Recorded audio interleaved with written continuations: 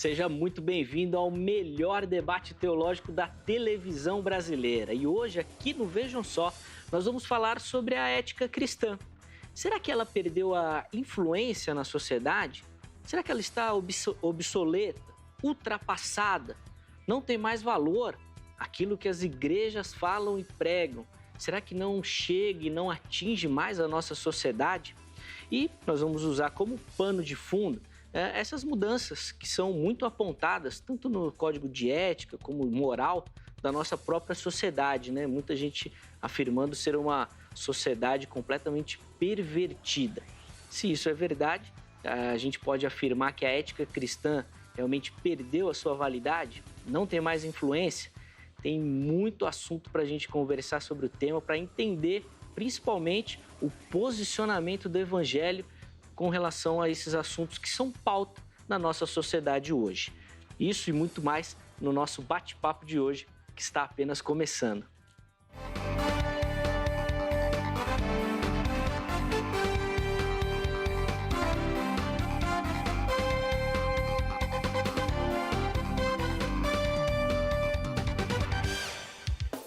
Olá, uma ótima noite para você que acompanha a nossa programação. Seja muito bem-vindo a mais uma edição do programa Vejam Só. Sempre uma alegria poder entrar aí na sua casa, dividir esses momentos com você, a gente bater papo, trocar ideias e principalmente é o nosso principal objetivo aqui, que juntos possamos aprender sobre as mais variadas visões do pensamento teológico, dessa cosmovisão cristã, na verdade, tão defendida e comentada pelos teólogos também, levando até você sempre muita orientação e informação, tá bom? Contando, obviamente, com a sua participação. Daqui a pouquinho eu já vou colocar a enquete que está disponível para você participar.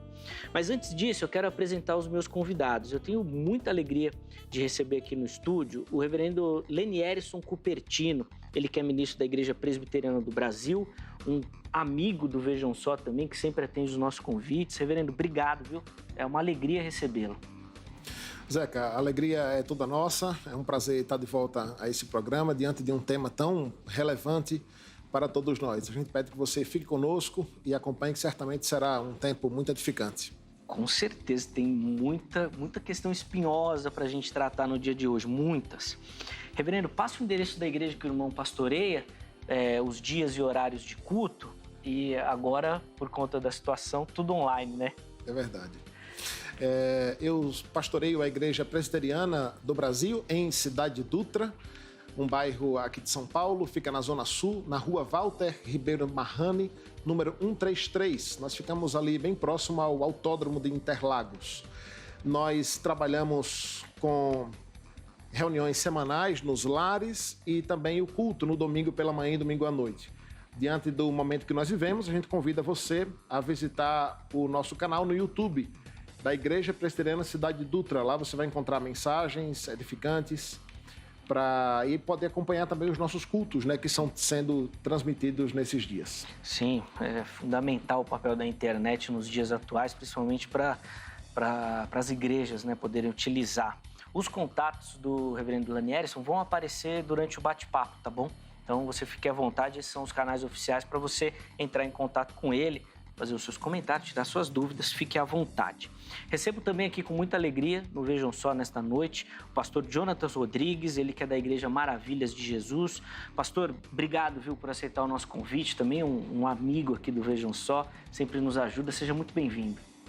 Obrigado, Zeca, eu agradeço o convite e eu tenho certeza que hoje nós estaremos aqui tratando de um tema relevante para a atualidade, e eu tenho certeza que muitas vidas serão edificadas através desse nosso bate-papo.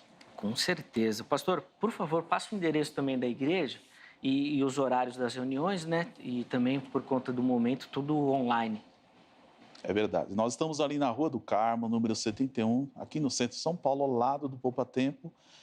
Nossa congregação ali, a nossa igreja sede, onde eu pastoreio, ela está aberta todos os dias, de segunda à sexta-feira, e aos domingos, às 16 horas, nós temos o nosso culto. Nesse momento, a igreja permanecerá aberta, mas apenas para atendimento, aconselhamento, uma oração, mas os cultos serão também online. Você pode acompanhar pelo Facebook da Igreja Maravilha de Jesus e pelo YouTube também. Muito bacana também as informações e os contatos do pastor Jonas também vão aparecer durante o bate-papo. Eu queria aproveitar, pastora, antes da gente rodar a matéria, só mostrar aqui para quem está acompanhando o programa hoje, um material que o pastor Jonathan trouxe, esses livros, ó. Ambos, pastor, o pessoal pode entrar em contato pelo e-mail para pegar as informações? Tem também, pode pesquisar pela internet, editoras que vendem esses livros. Legal, muito bacana. Tem o material que o pastor trouxe, de autoria dele também, né?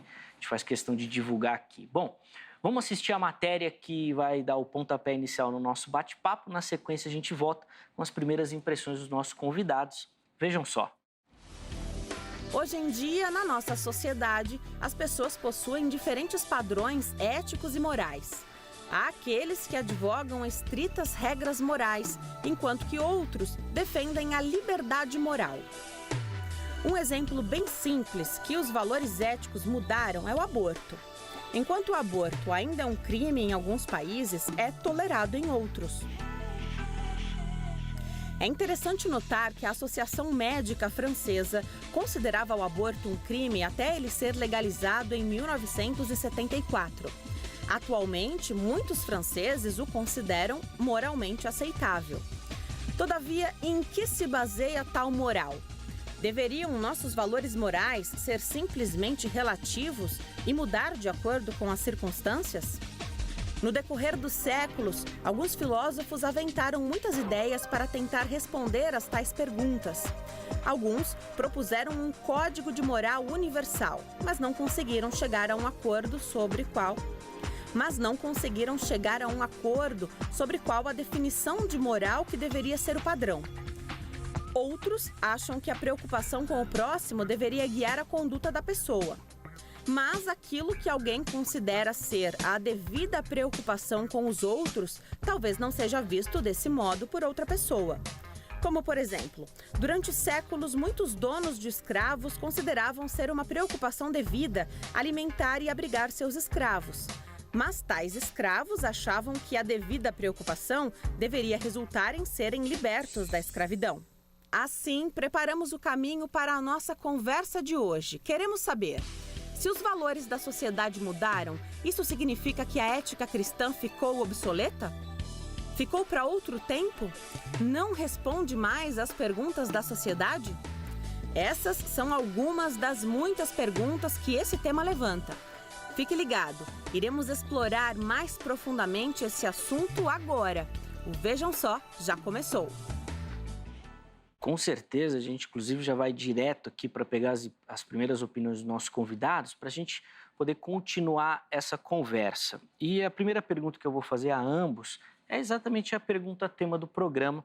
Vou começar com o reverendo Leni Erison. Reverendo, se esses valores da sociedade, né, éticos e morais, mudaram, isso significa que a ética cristã ficou ultrapassada? Olha, Zeca, é muito simples. E de forma direta, o ponto é que o erro não está na ética cristã, o problema não está na visão bíblica de mundo que nós temos, e sim na própria sociedade. O que aumentou de forma abundante e cresce cada vez mais é o pecado, é a promiscuidade. A cada dia, a humanidade, as populações e a sociedade se afastam de Deus. E, naturalmente, o povo de Deus, que tem a Bíblia como única regra de fé e prática, parecerá temporariamente obsoleto. Mas o ponto é que o problema não está nos cristãos nem na nossa visão de mundo, e sim no pecado que superabunda, que aumenta cada vez mais na nossa sociedade, pervertendo os valores que outrora eram aceitos por meio de uma graça comum na sociedade, né? E que vão mudando ao longo do tempo conforme o pecado vai se normalizando, conforme o pecado vai se institucionalizando até. Muito bacana, a gente vai poder aprofundar essas questões que o reverendo levantou aqui durante o nosso bate-papo, principalmente dessas questões aí que a sociedade procura como ponto de contato, né, e que a igreja às vezes não sabe como lidar. Pastor Jonas, eu quero a opinião do irmão também. Se esses valores mudaram, a gente pode afirmar que a ética cristã ficou ultrapassada? Zeca, acredito que não. A ética cristã continua exercendo o seu papel na sociedade, embora haja resistência. A ética cristã, ela influenciou diversos aspectos da sociedade. Nós vemos que os próprios direitos humanos são influenciados pela ética cristã. Nós vemos que a nossa própria Constituição Federal é influenciada pela ética cristã, o artigo 5º principalmente. Então, direito à vida, liberdade, à igualdade, fraternidade. Nós vemos que todas essas questões são influenciadas pela ética cristã. Hoje o que nós vemos na sociedade é justamente a resistência para que haja uma mudança. Mas eu acredito que enquanto a ética cristã estiver em atuação na Terra através da igreja, que é a luz do mundo e sal da terra, nós teremos aí uma representatividade. Nós vemos que ocorreu hoje essa discussão muito grande sobre questões de aborto, questão também de ordens morais. A ética cristã continua sendo um sistema de freios e contrapesos.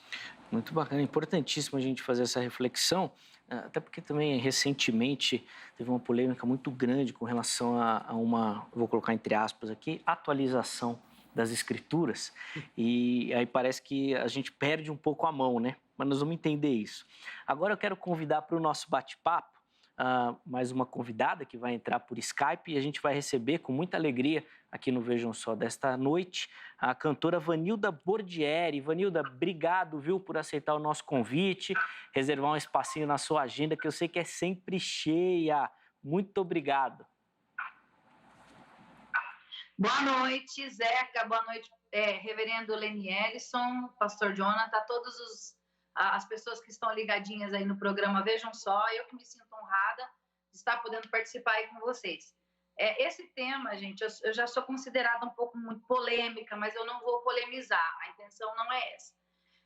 A ética cristã em si, ela nunca vai ser obsoleta, porém, os cristãos de hoje, eles não têm representado essa ética que a gente tanto defende através da igreja. Por quê? A igreja, por ter politizado demais as suas opiniões como pessoas individuais, né? como o indivíduo em si, acabou fazendo com que essa ética que nós tanto defendemos e que a gente acredita que através dessa ética cristã, vou falar da ética cristã, a gente pode ver mudança nas pessoas. Infelizmente, hoje o que a gente vê são pessoas que se tornaram mestres de si mesmo, e as redes sociais, elas deram muito vozes, né? Elas deram espaço para todas as pessoas. Então, todas as pessoas querem expor a sua opinião. E existem pessoas que não cresceram, né, firmadas na palavra, não tiveram um crescimento dentro da ética cristã, que a igreja tanto prega, e elas acabam usando o nome de cristãs e fazendo seus protestos, as suas manifestações nas redes sociais, e acaba dando esse choque de que o entender de que o que a gente aprendeu não vale mais nada. Jovens que não tiveram um crescimento, que não têm estrutura para falar, hoje eles vão para as redes sociais e eles têm um público muito grande de seguidores. Sim. E eles acabam fazendo valer a opinião deles. Por exemplo, do aborto. Durante a manifestação de uma menina que teria que passar por um aborto, eu presenciei muitos pastores, né, fazendo campanha que deveria sim, porque se fosse seu filho, e gerou-se uma discussão. Então, essa ética que, como o reverendo disse, que a igreja ela não se tornou ultrapassada.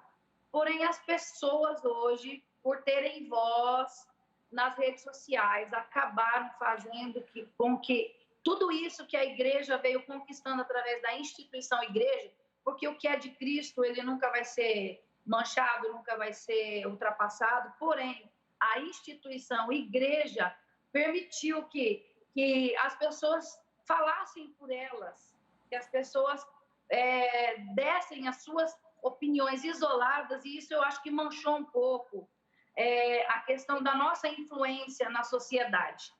Eu sei que é um tema muito difícil, mas eu penso assim, sim. Hoje está difícil a gente discutir muitas coisas, porque sempre tem um grupo chamado cristãos, chamado pastores, chamado bispos, que auto se intitularam talvez, e que eles vão lá e dão uma opinião contrária à verdadeira ética cristã, fazendo com que a ética moral também acabe não tendo mais sentido para muitas pessoas, porque quando a gente vai defender, aparece alguém dizendo, mas você viu fulano, tem não sei quantos seguidores e a opinião dela é essa daqui. Vanilda, desculpa te interromper, mas é só para você reafirmar isso, porque eu fiquei com a impressão e achei muito interessante esse aspecto que você levantou, porque na nossa pergunta tema a gente aponta a mudança da sociedade como um problema para a ética cristã.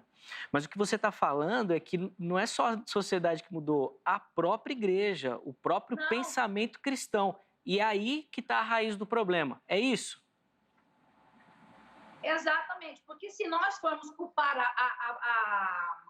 a massa, no geral, pela mudança dessa falta de ética, falta de pudor até mesmo, falta de moral, nós estamos colocando culpa, nós estamos sendo Adão na vida de Eva. É mais ou menos assim. Então, quando a igreja se posicionar, peraí, se a sociedade não está parando para nos ouvir, onde é que nós estamos errando? A partir do momento que nós puxarmos essa deficiência para nós, seres humanos, eu, em maneira alguma, eu vou falar da ética cristã em si. Ela é a absoluta verdade de Deus, isso não vai mudar. Mas nós estamos criando seres cristãos, né, chamados cristãos. Por exemplo, você entra numa rede social, um pastor cria um canal na rede social para falar mal do outro. Ao invés dele construir uma imagem daquilo que ele faz de bom, ele cria um canal para detonar o que o outro pastor fez. Como é que eu, sendo uma pessoa sem ética nenhuma, fui criada sem nenhuma base cristã, eu entro numa rede social, tem um pastor, não acredito no que aquele pastor está falando, não. Ele não sabe, porque aqui, diante da teologia, diante disso daqui, está tudo errado, ele não sabe o que fala. Então, eu acho que a sociedade não consegue mais enxergar em nós uma firmeza quando a gente prega. Lógico, conhecereis a verdade vos libertará. Porém, que verdade é essa que nós estamos expondo à sociedade? Eu acho que nós temos que ser um pouquinho mais realistas e ver que a igreja, instituição, gente, na igreja em Cristo Jesus, Sim. A igreja, instituição, tem falhado, tem mais politizado os seus discursos e os seus sermões do que propriamente buscado em Cristo a verdadeira revelação para a mudança de uma sociedade que não teve como nós tivemos um crescimento dentro dos padrões cristãos. Poxa, Vanilda, obrigado, viu, pela sua opinião. Acho que ela vai, inclusive, colocar um pouco mais de tempero nessa nossa conversa, já que é muito interessante o aspecto que você levantou. Ô, Vanilda, eu vou pedir, antes da gente encerrar, para você deixar o seu perfil no Instagram, que eu imagino que, pelo momento, é o canal oficial para o pessoal acompanhar e saber do seu trabalho. Afinal de contas, as coisas estão muito difíceis, né, no nosso mundo atual. Por favor, Vanilda. Vanilda Bordieri, todas as minhas redes sociais, Instagram, YouTube, Clubhouse, Twitter. Eu quero aí agradecer aos pastores, né, pedir desculpa. Eu não quero generalizar jamais, porém, que nós possamos rever os nossos princípios e a nossa ética cristã também. Zeca, muito obrigada, tá, por me chamar. Foi um prazer muito grande e um abraço aos convidados aí também. Vanilda, a gente que agradece aqui no Vejam Só, muito obrigado pela sua participação e não precisa se desculpar, não. A sua opinião ela vai contribuir com certeza para o avanço, para a reflexão do nosso pensamento aqui também.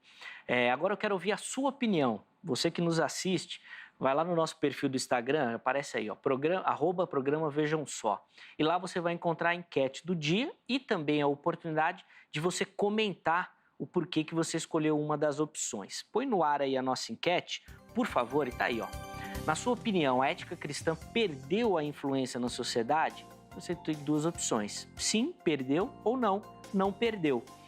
Na postagem seguinte, aí tem uma caixinha lá para você poder comentar. Aí você coloca o motivo por que você escolheu uma ou outra opção. Durante o nosso bate-papo aqui, nós vamos pegar algumas dessas opiniões para a gente poder conversar também, tá certo? Então vai lá e participe, vote sem moderação, tá bom? Reverendo Lenério, eu vou começar, então até o contrário do nosso tema, vou começar pela igreja, para a gente tratar as coisas internas e depois a gente vai para a sociedade. Porque o que a Vanilda colocou eu achei muito interessante. O próprio diálogo da igreja que é prejudicado nos dias de hoje. A gente aqui no Vejam Só já tratou em alguns outros momentos, e eu vou colocar aqui entre aspas, de um analfabetismo bíblico do povo de Deus. Inclusive uma pesquisa, acho que de 2010, 51% dos pastores nunca tinham lido a Bíblia inteira, o que mostra um diagnóstico alarmante. Por quê? Porque reforça o que ela falou. Ou seja, se a gente não conhece, a gente não sabe como proceder, não sabe como fazer. O irmão observa dessa forma também? Olha, Zeca, eu comentava com o pastor Jonathan nos bastidores o quanto esse tempo de pandemia tem servido para, infelizmente, mostrar o quanto, de um modo geral, nós temos uma igreja fraca. E trazendo para o nosso tema, isso também se aplica, com certeza, no que se refere à ética e à moralidade cristã. A igreja tem errado muito com o passar do tempo e ao longo desses anos. Com certeza nós temos pecado muito por um simples e direto fato: não temos sido sal, não temos sido luz. Nós temos um ditado popular na cristandade brasileira que é um dos mais falidos que existe, que é: a Bíblia é a nossa única regra de fé e prática. Mas na prática não é, porque nós, enquanto crentes, a igreja, de um modo geral, vive com base nos achismos, vive com base naquilo que elas entendem. Elas não têm coragem de negar a verdade bíblica, porque sabem que isso se constitui heresia, mas são ateus práticos. O reverendo Augusto Nicodemos fala, tem um texto, inclusive, falando sobre isso, né, de um ateísmo prático que vivemos no Brasil, vivemos no nosso país. O evangelho nunca será irrelevante, né? O evangelho nunca será obsoleto. Mas, infelizmente, a igreja, em muito sentido, tem se tornado. E por um motivo muito básico: nós nos afastamos da Escritura. Um dos princípios básicos, né, basilares da Reforma Protestante é justamente o somente as Escrituras, o sola Escritura.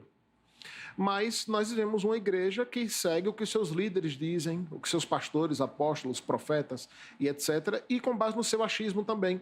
Então, conforme já nos alertava o apóstolo Paulo, nós vivemos num tempo e numa geração onde os crentes são levados por um vento de doutrina e filosofias de homens com uma bela lábia, com um bom papo, porque não estão fundamentados nas Escrituras. Então, com certeza, é uma excelente forma de nós iniciarmos esse tema fazendo uma meia-culpa da nossa igreja, né? Ou, pelo menos, da igreja visível, né? Sim. Porque a gente sabe que a igreja visível, remanescente fiel, permanece firme na rocha que é Cristo.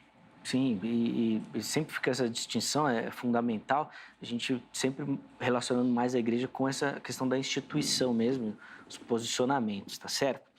Pastor Jonathan, eu quero que o irmão comente também sobre essa questão, se o próprio cristianismo é o seu maior inimigo, vamos dizer assim, e eu quero colocar um outro exemplo aqui. Eu falei da falta de conhecimento bíblico, mas, por exemplo, na Europa, hoje eles dizem que vivem uma era pós-cristã, ou seja, não precisa mais de Deus lá.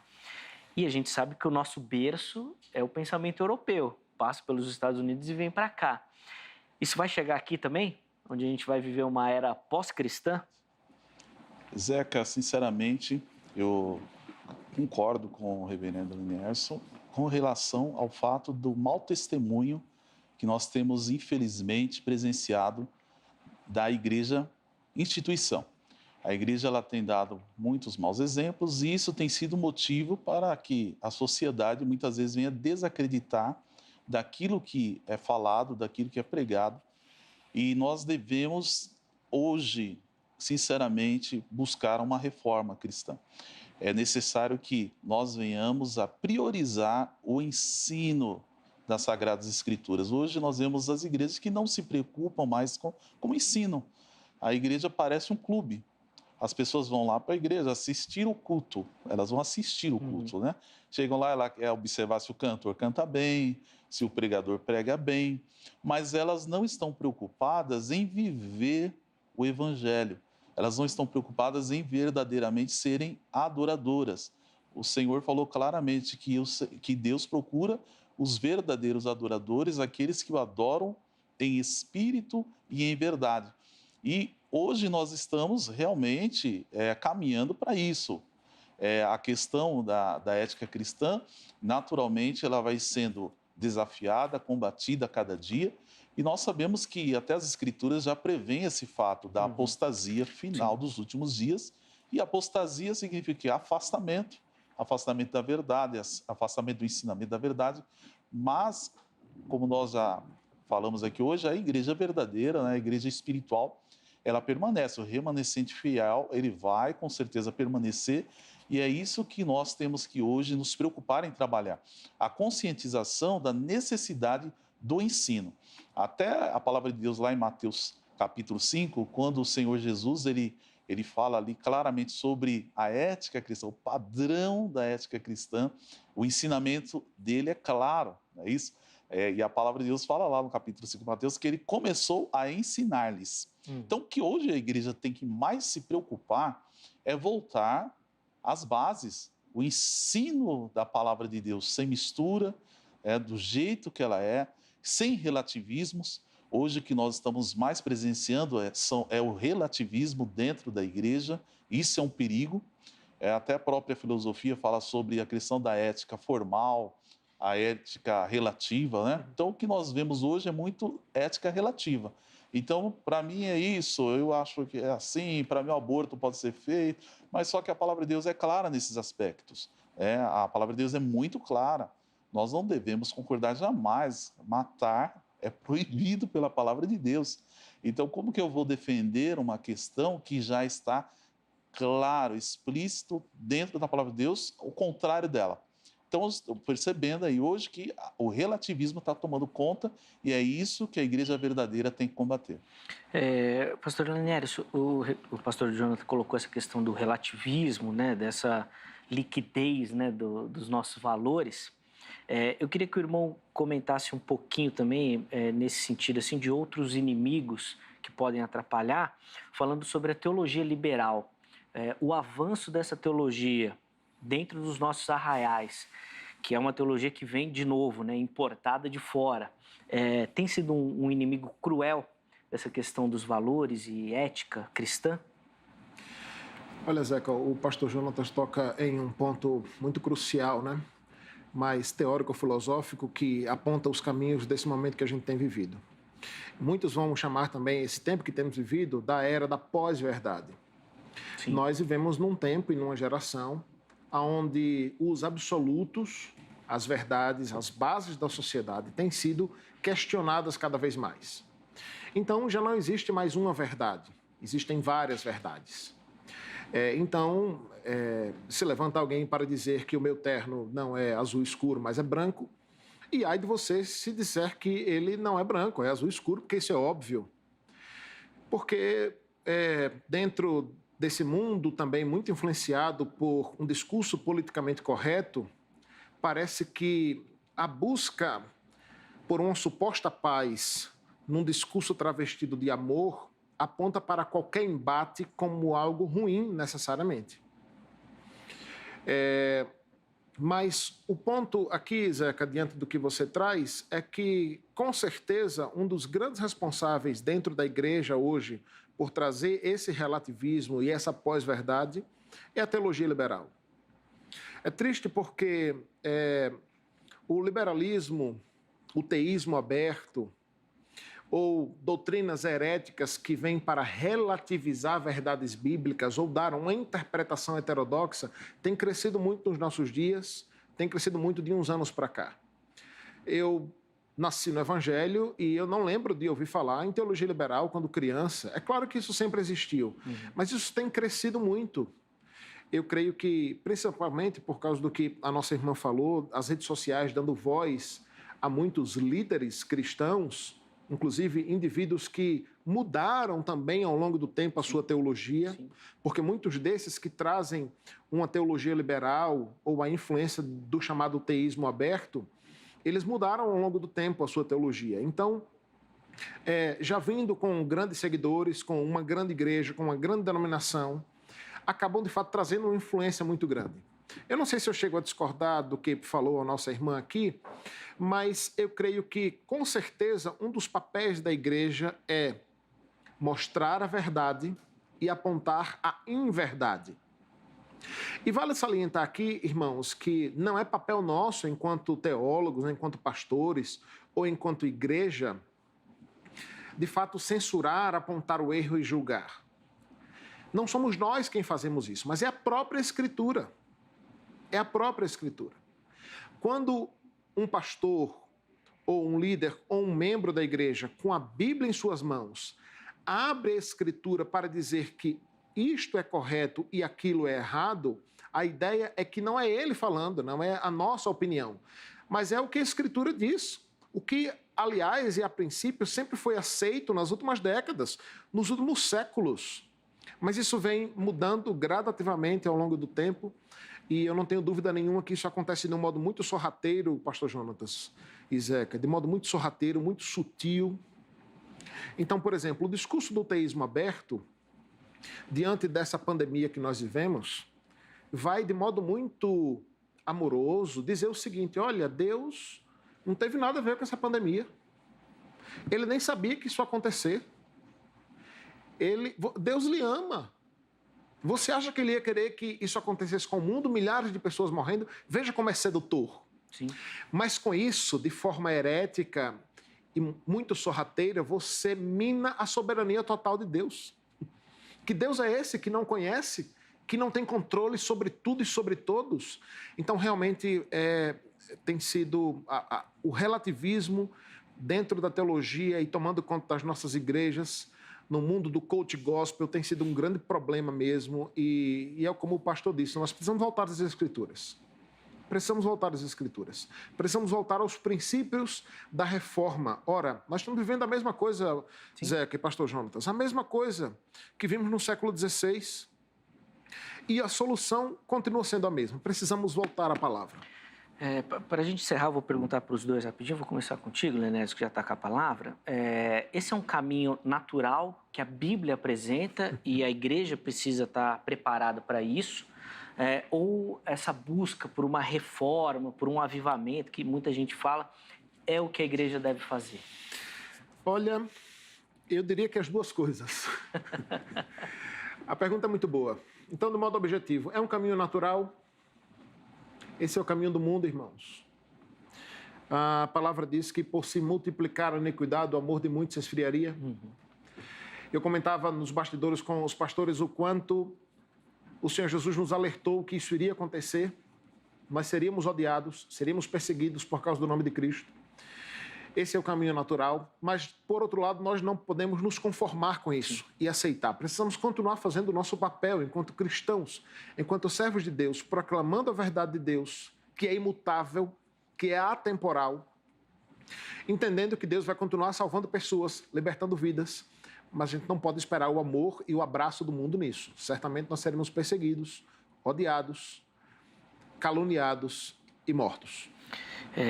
Pastor Jonathan, eu vou pedir para o irmão também rapidamente comentar essa questão, se é um caminho bíblico, né, que a Escritura já aponta, ou se a igreja tem que estar firmada nessa busca, né? O irmão já falou da reforma, tem muita gente que defende um avivamento, por favor. É verdade, Zeca, realmente é uma busca. Eu entendo que seja uma busca, um caminho natural também, porque a igreja verdadeira, ela se preocupa em agradar a Deus.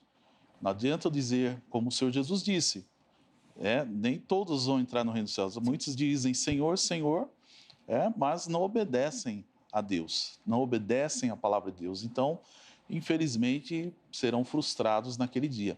Então, é necessário que a igreja busque esse caminho do arrependimento. É o caminho que é ordenado por Deus, toda a Escritura, para que a igreja ou aqueles que busquem, que se preocupem em servir a Deus, se arrependam a cada dia, voltem, tenham uma mudança de pensamento para se adequar ao padrão de Deus. Muito importante a gente pensar sobre isso. Nós vamos precisar fazer um intervalo aqui. No próximo bloco, eu vou colocar algumas questões práticas para os nossos convidados comentarem, que eu acho que vai de encontro com os anseios, né, ou com o discurso da nossa sociedade aqui, a gente vai comentar isso. Mas antes eu quero passar para você o telefone lá da Agrade, que é a Academia Teológica da Graça de Deus. Um lugar pensado e preparado para você que já tem esse dom, já tem esse talento no manuseio das Sagradas Escrituras e que quer aprimorar isso. É o lugar ideal para você fazê-lo. Tome nota do telefone, código 11 3115 0819.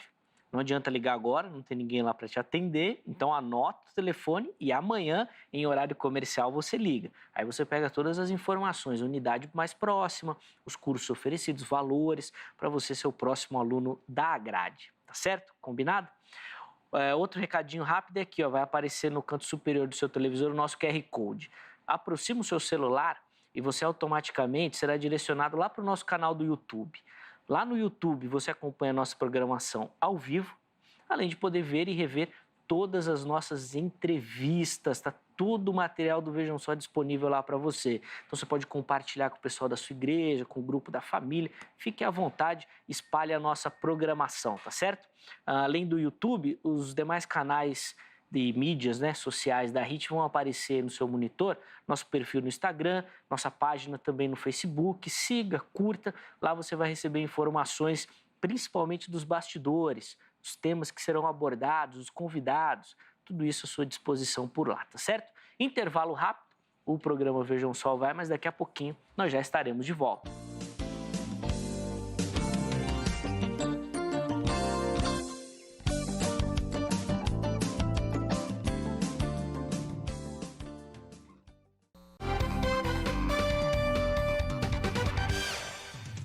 Bom, já estamos de volta com o programa Vejam Só, intervalo rapidíssimo aí no nosso bate-papo. A gente já vai retomar, na sequência, o nosso debate sobre a influência da ética cristã na nossa sociedade. E como eu falei no final do bloco anterior, eu vou colocar alguns casos práticos para os nossos convidados comentarem. Recebendo aqui no estúdio com muita alegria, reverendo Lenierson Cupertino, ministro da Igreja Presbiteriana do Brasil, e também o pastor Jonatas Rodrigues, da Igreja Maravilhas de Jesus. Antes da próxima pergunta, eu quero dar aquela moral para você que assiste, acompanha e participa do Vejam Só, mandando o seu vídeo ou a sua foto. O nosso endereço já está na sua tela, vejam só, @hittv.com.br. Mande a sua foto, mande seu vídeo, no vídeo você pode dar uma sugestão de tema, algum assunto que você gostaria de ver por aqui, ou ainda comentar algumas das perguntas que a gente faz também, fique à vontade para a gente trocar essa ideia, tá certo? Mande aí por esse e-mail, não esqueça do seu nome completo, a cidade e o estado, e se alguém tirou a foto ou fez o vídeo, põe o nome que a gente dá aquela moral por aqui também, tá bom? Primeira foto na tela vem de Ferraz de Vasconcelos, aqui em São Paulo, e quem aparece aí é o Tiago Endrigo. Tiago, obrigado, viu? E tá jantando lá pelo jeito, hein? Acompanhando e batendo uma janta. Rapaz, mas não tá tarde pra comer não, ô Tiago? Cuidado, hein? Para não ter pesadelo depois. Muito bom. A nossa próxima foto vem da Freguesia do Ó, aqui em São Paulo também, né? Um bairro da capital paulista. E quem aparece aí acompanhando o Vejam Só é a Dinorá e o José. E quem tirou a foto foi o filho deles, o Eduardo. Estão ali ambos acompanhando também o programa Vejam Só. Obrigado, viu, pelo carinho. A próxima foto que vai aparecer na sua tela é da Maria José, e ela é lá de Mogi Guaçu, aqui em São Paulo também. Maria, obrigado, viu, pelo carinho, pela participação. A galera de São Paulo, como ficou claro aí, manda e participa muito do Vejam Só. Muito obrigado pela audiência, tá bom? E eu finalizo a nossa série de fotos de hoje com a foto do Eduardo Santos, lá de Curitiba, no Paraná. Tá lá o Eduardo também acompanhando o programa Vejam Só. Eduardo, obrigado, viu, pelo carinho, obrigado pela participação. É uma alegria receber as fotos e as participações de todos que mandam. A gente sempre fica muito satisfeito. E olha, essa turma que apareceu agora e também aqueles que irão mandar vão concorrer a esse prêmio aqui, ó, que é uma Bíblia de Estudos da versão King James. É a versão atualizada, tá certo? É uma nova versão que foi lançada por ocasião da Reforma Protestante no ano passado, e também uma data comemorativa da própria tradução King James. Um material belíssimo que vale muito a pena você ter. Então manda foto que você vai concorrer ao sorteio dessa Bíblia aqui, tá bom? Pastor Jonathan, vamos voltar aqui para o nosso bate-papo e aí eu quero colocar algumas questões práticas para os irmãos, para a gente poder conversar. O irmão já citou em uma das respostas a questão do aborto, então vou começar por aí. Bom, o que a gente tem visto hoje no mundo é uma crescente da legalização do aborto. Como é que a igreja vai dialogar com uma sociedade que pede o aborto contra, né, como a gente já citou aqui, uma regra que diz que não deve abortar? Como é que a igreja vai dialogar nessa questão? Então, o papel fundamental da igreja é trazer o ensino das Sagradas Escrituras. Hoje nós temos um grande problema, é a questão política. Então, a necessidade de atender os anseios da sociedade. Então, a sociedade é decadente, é depravada, ela procura sempre fazer aquilo que lhe agrada. É o que as Escrituras falam, inclusive, lá em 2 Timóteo, capítulo 3, o apóstolo Paulo fala para Timóteo, né? Sabe, porém, isso que nos últimos dias surgirão tempos trabalhosos.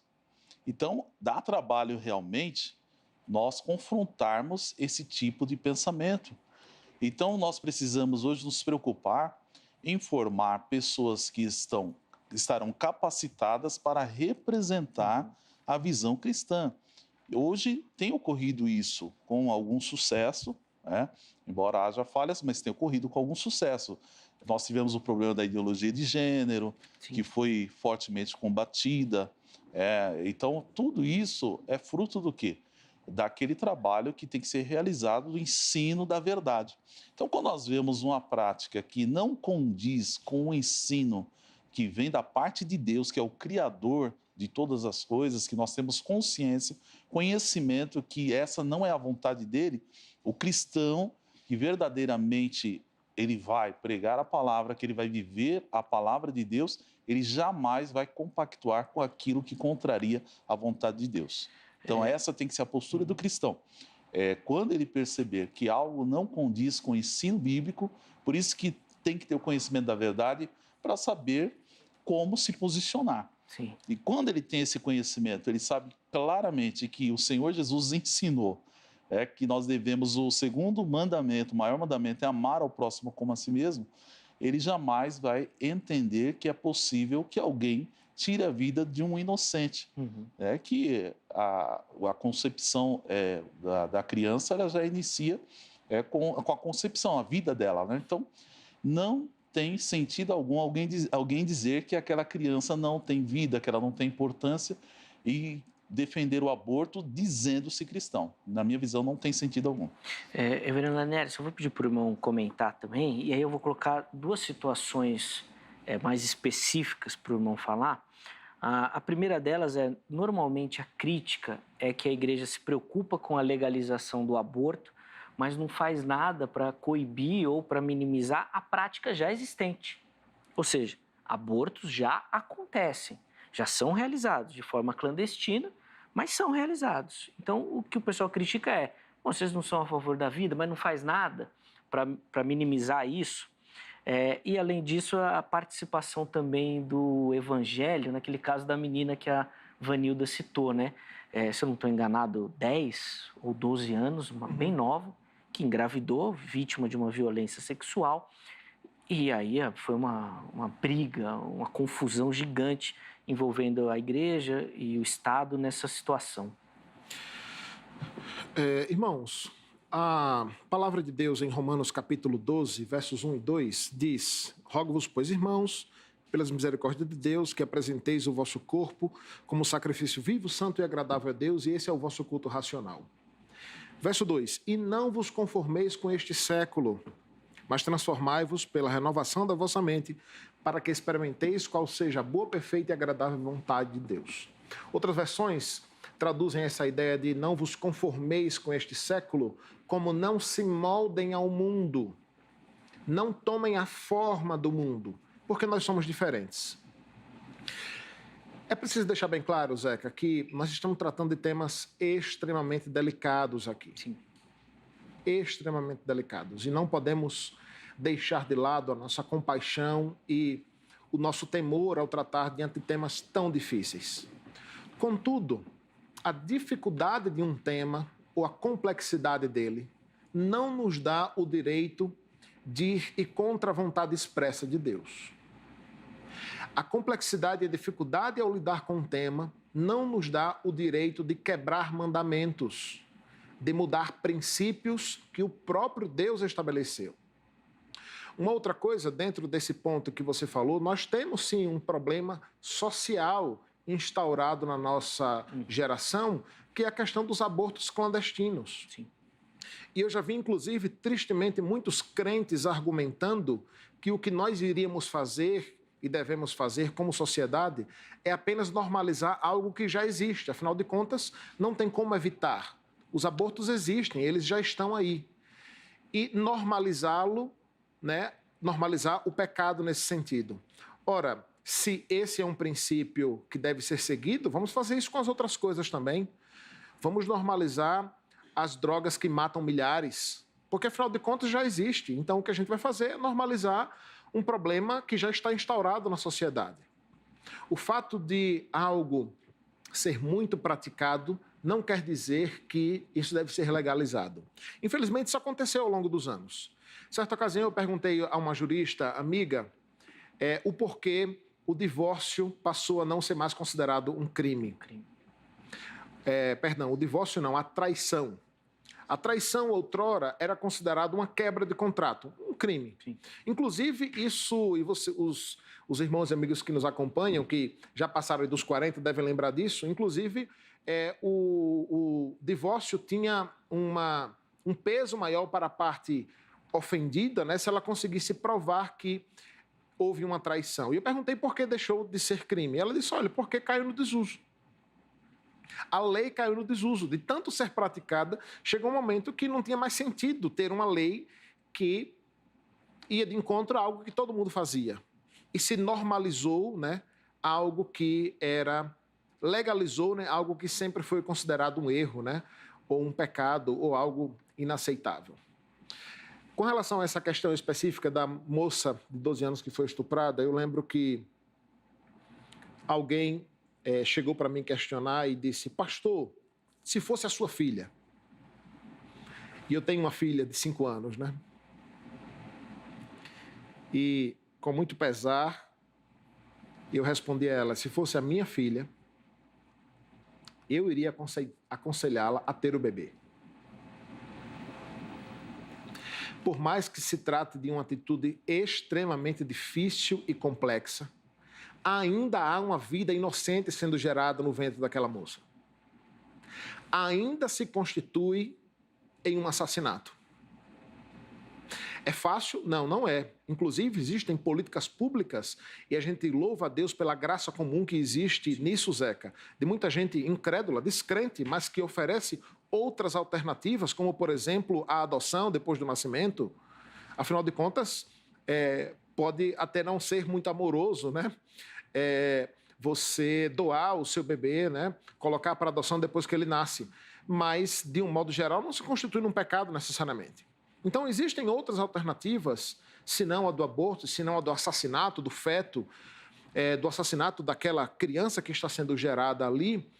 E, irmãos, por mais que nós nos encontremos diante de situações difíceis, a verdade de Deus não se adapta, né? Ela não se molda, ela não toma a forma desse mundo.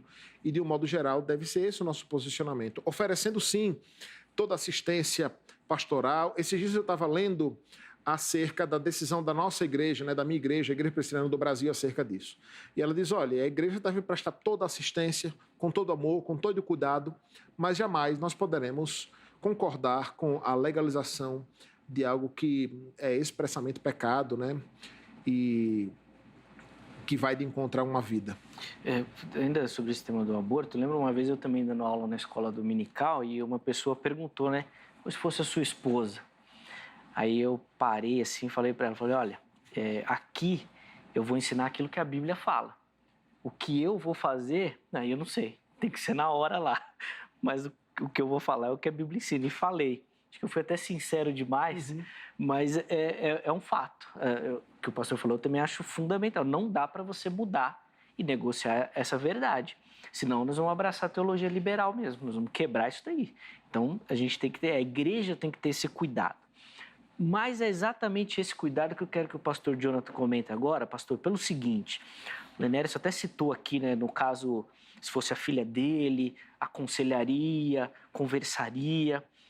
A grande crítica que o pessoal faz é: a igreja condena, a igreja lança no inferno.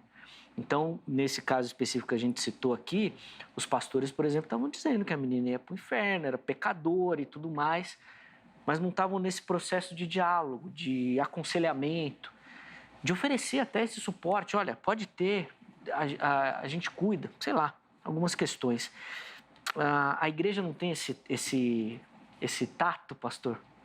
A igreja, infelizmente, não tem se preocupado muito com esse fato. A questão de tratar, né? Nós estávamos até conversando nos bastidores, né? Às vezes a pessoa ela quer tratar uma questão, acusar alguém, às vezes a pessoa que está numa prática errada, na vida errada, e quando essa pessoa se aproxima da igreja, muitas vezes a igreja não está preparada para recebê-la, para apoiá-la, para estender a mão. E às vezes até a pessoa é olhada de forma discriminatória dentro da igreja, porque ela cometeu um erro, porque ela cometeu um pecado. E isso é um erro grave que tem que ser tratado dentro da igreja. A igreja precisa aprender o que o Senhor Jesus ensinou lá mesmo em capítulo 5 de Mateus, né? Bem-aventurado os misericordiosos, porque alcançarão misericórdia. E muitas vezes nós não temos visto isso dentro da igreja. Às vezes a misericórdia nós esquecemos em casa. Aí nós queremos, apedrejar. Na hora que alguém cometeu um erro, cometeu um pecado, que é natural do homem, infelizmente, se ele não estiver dirigido pelo Espírito de Deus, se ele não estiver obedecendo a palavra, é natural que ele vá, porque a queda natural do homem é cada vez mais acentuada. Mas a igreja tem que estar preparada como um pronto-socorro. É como se fosse um porto seguro para aquelas pessoas que estão sofrendo, que passaram por um trauma. Imagina o trauma de uma pessoa que passou por um aborto, por exemplo. A pessoa fez um aborto, às vezes por falta de conhecimento, por falta de estrutura, e ela chega na igreja, ela comenta. Eu trato muito isso com os pastores. Nós temos cursos preparatórios para pastores, obreiro aprovado, onde nós ensinamos essas questões éticas dentro da igreja. Às vezes tem pastores que ele não sabe ser ético no tratamento de um caso grave, por exemplo. Chega uma pessoa e confessa para mim: pastor, olha, eu cometi esse erro, cometi esse pecado, eu cometi essa falha, e o pastor ele não tem estrutura, o preparo para agir de forma ética, e às vezes o pastor termina até comentando com outras pessoas, e aquilo pode vir a se disseminar e a pessoa ser atingida, e a pessoa perde a confiança na igreja. Então a igreja precisa resgatar isso também, e as pessoas venham a confiar na igreja. A igreja é um local onde a pessoa ela vai para buscar a mudança, mudança de vida. Então, o pecador, o lugar dele é estar na igreja, porque lá ele vai ser ensinado, lá que nos santifica. O Senhor Jesus diz claramente: Pai, santifica-os na verdade, a tua palavra é verdade. E quando a pessoa ela começa a aprender a verdade, ouvir a verdade, ela vai sendo limpa pela palavra e a vida dela vai sendo transformada. Justamente o que o reverendo disse lá, de Romanos 12, existe ali uma transformação do entendimento dela quando ela vai renovando o entendimento de acordo com a palavra de Deus. Lenieri, eu vou pedir para o irmão comentar também um pouquinho nesse sentido, já que a gente falou e o pastor Jonathan colocou muito bem, né? Essa falta do diálogo, a igreja não consegue lidar com o pecado dos seus membros. Mais difícil ainda extrapolar isso para fora da igreja. Mas uma outra crítica que é muito comum, pastor, é que assim, a igreja se preocupa com alguns pecados. Ou seja, por exemplo, questões relacionadas à área sexual. É um grande problema. Mas dentro da igreja não vê nenhuma censura, por exemplo, contra fofoca, contra sedentarismo, glutonaria. Questões que a igreja aceita. Você até falou muito bem, né, de legalizar as coisas que já são práticas, né? Parece que a igreja já fez isso, já no seu pensamento, e é uma crítica que a sociedade faz demais. Zeca, antes de partir para esse ponto, eu só queria complementar algo que o pastor Jonatas falou. Enquanto ele falava, eu lembrava do próprio exemplo de Cristo, né? Porque Cristo é um belo exemplo de como lidar de modo firme com o pecado, mas fazer isso de modo amoroso. Eu me lembro dos escribas e fariseus querendo apedrejar aquela mulher adúltera, e ele, de modo muito veemente, entendendo a intenção do coração dos escribas e fariseus. Porque tem esse ponto, muitas vezes o nosso discurso é correto, mas a intenção do nosso coração é pecaminosa. Ela é carregada de orgulho, de soberba, de altivez, de falta de misericórdia. E aí estraga todo o processo. Sim. Jesus, conhecendo o coração daqueles homens, os censura e depois abraça aquela mulher, mas diz a ela: vá e não peques mais. Ele não acalenta o pecado dela, nem diz para ela continuar nele, nem faz um discurso simplesmente amoroso, pacificador e de abraçá-la do jeito que ela é, do jeito que ela está, como muitos tentam trazer este evangelho ou este Cristo que apenas apresenta o amor e não a sua justiça. Mas ele a trata com amor, com compaixão, com misericórdia, mas trata o pecado dela, não aceitando aquele pecado e mandando que ela mude e transforme de vida. E com certeza isso abrange para todos os pecados. Para todos os pecados. Uma das marcas fortes e firmes da igreja, de uma verdadeira igreja, é a disciplina. É a disciplina. E, infelizmente, a disciplina tem se tornado algo raro nas nossas igrejas. E quando acontece, de fato, só são voltadas para alguns pecados. Mas eu acho que o ponto aqui não é nem necessariamente a disciplina em si, mas o quanto alguns pecados são tratados. Você tocou em alguns pontos aí muito interessantes, né, que não são falados nos nossos dias, né? Dizem que, eu não sei se isso é verdade, né, mas é uma história que a gente ouve muito dentro da teologia. Dizem que, em certa ocasião, alguém chegou para Spurgeon, que fumava charuto, e perguntou a ele: Spurgeon, você não acha que é pecado fumar charuto, não? E disse que Spurgeon respondeu ao indivíduo: você não acha que é pecado ser gordo? Olha que algo extremamente, politicamente falando, incorreto de dizer nos nossos dias. Mas a gula é um problemaço nos nossos dias. Um problema de saúde pública. Um problema de saúde pública. A obesidade é um problema de saúde pública, né? E está diretamente relacionada a um pecado. A falta de controle, de domínio próprio sobre o estômago, né? Nós buscamos na comida e na alimentação um refúgio, uma fuga. Então, o ponto aqui é o seguinte: não é papel da igreja, de fato, é bom deixar isso claro, né, pastor Jonatas e Zeca, não é papel da igreja, de fato, servir como um caçador de bruxas, né, correndo atrás dos pecados para condená-los, julgá-los e crucificá-los. Tudo isso deve ser tratado com muito amor, com muita misericórdia. Mas se, por um lado, nós não podemos cair nesse extremismo de sair caçando bruxas, por outro lado, a gente não pode cair nesse discurso muito sedutor dos nossos dias do amor, sabe? De um amor desprovido de justiça, de um amor desprovido de verdades imutáveis. Então, essas duas coisas precisam caminhar juntas e Cristo é o nosso maior exemplo nisso. Tudo deve ser feito, sim, por parte da igreja, com muito amor, com muita misericórdia, com muita graça. Nós precisamos fazer a meia-culpa aqui, que nós temos errado e falhado muito nisso. A igreja, de um modo geral, infelizmente, não está preparada e lida muito mal com algumas situações, com alguns grupos que chegam até nós. Eu comentava com o pastor Jonatas ali, como, por exemplo, com certeza a igreja não está preparada para receber garotas de programa na nossa igreja, para receber drag queens, travestis, sabe? De fato, nós somos preconceituosos, a gente precisa admitir isso. E tratamos de modo muito errado com a questão. Mas a minha oração é que nós hajamos como Cristo, hajamos com amor, com misericórdia, mas levando o indivíduo a arrepender-se de seus pecados. Porque pecado continuará sendo pecado, quer a geração aceite ou não, quer a cultura aceite ou não. O tempo passa, as gerações passam, mas a palavra de Deus permanece imutável. A gente, inclusive, nos bastidores falava da questão dos transexuais, né?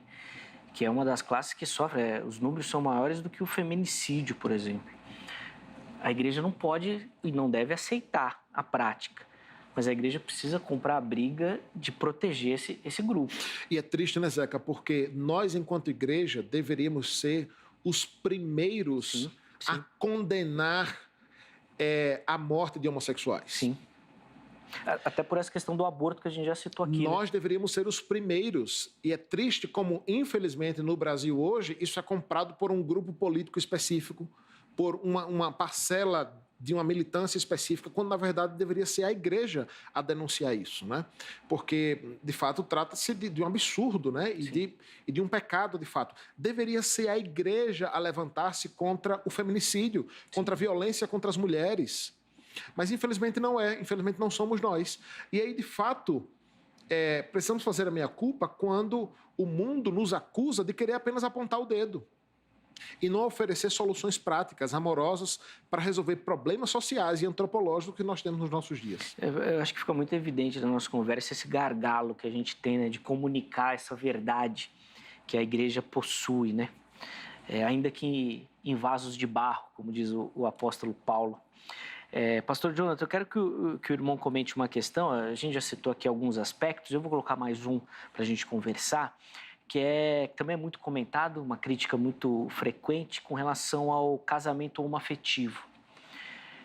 Que a igreja quer proibir isso ou não briga para que isso seja de fato uma realidade e que isso é uma injustiça. Afinal de contas, o Estado precisa oferecer o direito a todo mundo, independente da opção sexual dele, é o que nossa Constituição garante, né? Como é que o irmão observa essa questão? A igreja, ela tem um papel fundamental de ensinar a verdade das Sagradas Escrituras.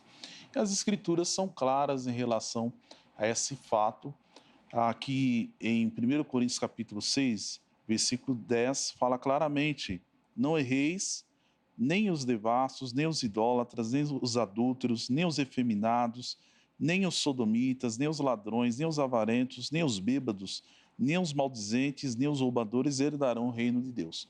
Então a igreja, ela tem esse papel de ensinar e colocar em prática o ensinamento. Isso é a ética cristã, é o ensinamento da verdade da palavra de Deus. Agora, a igreja não tem o direito, eu entendo, ela não tem o direito de interferir na vida pessoal das pessoas. Ela tem a liberdade, o próprio Deus proporciona isso de escolha. A pessoa escolhe. Ela quer servir a Deus, obedecer a palavra de Deus, ou ela quer servir a si mesma, fazer a sua própria vontade. Mas a igreja não pode se calar. Essa é a questão. A questão é essa. Nós não podemos nos calar diante das questões sociais, diante dos problemas sociais que nós estamos enfrentando atualmente. E o ensino da verdade, ele vai trazer o quê? Libertação. O próprio Senhor Jesus disse: conhecereis a verdade e a verdade vos libertará. Então, eu não tenho direito de discriminar ninguém, não tenho direito de humilhar ninguém, eu não tenho direito de, sequer, de falar para a pessoa: você pode fazer isso ou não pode. O que eu tenho que fazer é ensinar a verdade da palavra de Deus. E quando ela tem o conhecimento da verdade, a escolha é dela, ela tem o livre arbítrio de escolher obedecer a Deus ou não obedecer. Essa é a questão que nós temos que frisar na atualidade. Não posso me calar diante daquela questão, como o irmão disse, no casamento homossexual, é correto? Não é correto. Pastor, eu quero fazer o casamento dentro da sua igreja. Aí a Constituição Federal é clara, ela me dá o direito de consciência. Então, você não pode fazer aquilo que você não acredita que é correto. Então, a igreja tem que se posicionar e essa é a postura correta de acordo com a palavra de Deus. A gente citou alguns grupos, né, minoritários aqui que sofrem muita perseguição e reverendo Lanieri, só vou pedir para o irmão comentar, ainda nessa seara, falando dos sentimentos homoafetivos. Uma vez eu vi uma história de que o rapaz foi disciplinado porque ele confessou ter sentimentos homoafetivos e tinha um desejo por outros homens. Aí eu fiquei pensando, falei, poxa, e eu que tenho os desejos heterossexuais? Será que eu também vou ser disciplinado? Eu preciso ser disciplinado? Não estou querendo aqui justificar, irmãos, mas o que eu quero colocar poxa, é um pecado que a pessoa está batalhando. Não cabe uma orientação, uma conversa, uma proximidade. Outras questões, talvez a disciplina, se tiver numa prática, não sei. Mas fica muito evidente que essa pessoa ela vai pegar as coisas dela e vai embora. Bem, ô Zeca, é a primeira vez que eu ouço falar de uma disciplina por intenção. É muito complicado, né? Principalmente porque a gente entende, biblicamente falando, que quando há a confissão do pecado aponta para um primeiro passo do arrependimento. Sim. E é muito complicado você, um pastor, uma denominação, pensar em disciplinar alguém pela intenção. Nós pecamos quando o fazemos de modo intencional, pecamos. Mas as disciplinas na história da igreja estão muito mais ligadas às práticas pecaminosas do que aos desejos pecaminosos. Então, esse é um ponto. Dentro disso aí, há um entendimento muito errado, né, diante de uma frase forjada na cristandade evangelical brasileira. Não existe pecado, pecadinho, pecadão. Quem disse que não? A Bíblia não diz isso. Isso é um bom tema para Vejam Só, inclusive, né?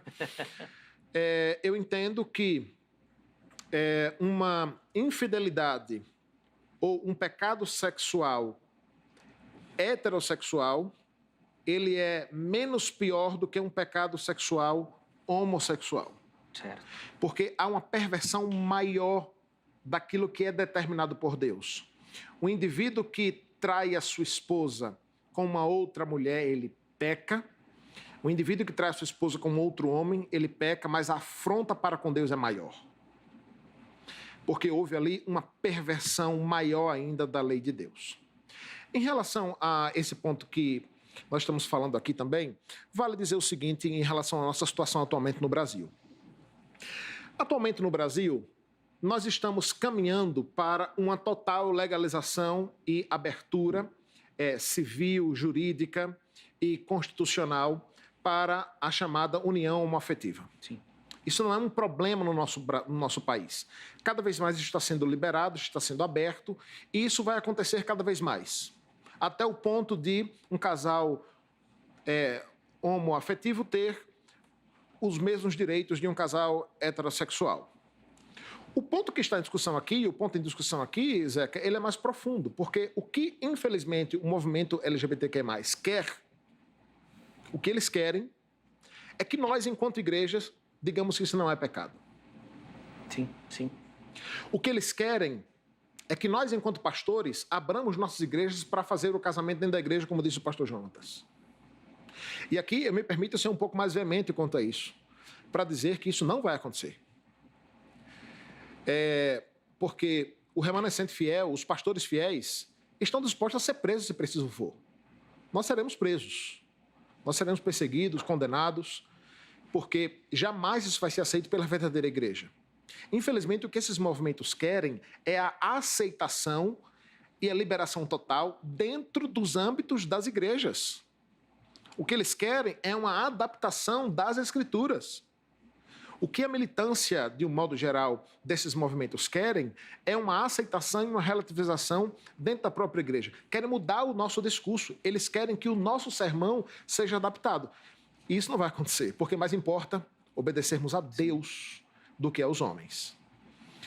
Quanto aos direitos deles civis, constitucionais, eles estão recebendo. Os países, de um modo geral, estão mudando. Mas nós, enquanto igreja, não podemos ficar calados. E não ficaremos. E não ficaremos, porque isso não se trata da minha verdade. Veja, eu e o pastor somos de denominações diferentes, certamente com diferenças significantes em termos de pontos teológicos. Sim. Mas a cristandade, de um modo geral, precisa caminhar junta e unida e permanecer firme diante dos levantes de Satanás, que serão cada vez piores contra a igreja de Cristo. Mas nós cremos que o remanescente fiel permanecerá firme quanto a essas questões. Um minutinho, pastor Jonathan, por favor. Na opinião do irmão, a gente precisa atualizar ou ensinar a Escritura? Ensinar. A igreja precisa ensinar. A Escritura não tem necessidade de atualização alguma. Ela é perene, é eterna, imutável. Então, o que a igreja hoje precisa se preocupar é trazer o ensino. Inclusive, está intimamente ligado à questão de formação ética, sim. que é o ensino. A palavra de Deus fala, ensina o teu filho no caminho que deve andar, porque quando ele crescer, dele não se desviará. Então, o ensino das Escrituras é essencial. Quando você ensina a verdade, vai enraizar no coração da pessoa aquilo que é a verdade e ela vai estar, digamos, imunizada contra as mentiras, os enganos, contra o pecado, contra tudo aquilo que tem sido, infelizmente, hoje glorificado na sociedade como se fosse o caminho correto e não é. Essa é a verdade. É fundamental a gente fazer essa reflexão. Infelizmente, tinha muita coisa para a gente conversar, mas o tempo não permite. Mas eu quero agradecer aos convidados desta noite. Foi muito legal a gente conversar sobre isso. Acho que levantamos pontos para você poder refletir, para você poder conversar, para você poder pesquisar e estudar melhor também sobre esse assunto, tá bom? E para a gente poder chegar nisso que os irmãos falaram aqui, que eu acho que é fundamental, de uma igreja que influencia muito mais a sua sociedade, o lugar que ela está inserida, tá bom? Coloca no ar aí, por favor, o resultado da nossa enquete e ela não me surpreende. Na sua opinião, a ética cristã perdeu a influência na sociedade? Bom, tá aí, 67% dizendo que sim, 33% dizendo que não perdeu. Eu acho que a conclusão que a gente tira aqui é que a ética não deve mudar, ela permanece, mas a gente precisa entender como que isso vai chegar e como o diálogo vai ser feito. Talvez esse seja um grande problema. Muito obrigado a você pelo carinho da sua participação, de votar na enquete, mandar sua foto, de assistir o programa. É sempre muito bacana contar com a sua audiência. Um forte abraço. Nossa semana aqui no Vejam Só está só começando. Amanhã tem mais uma edição do programa. Até lá!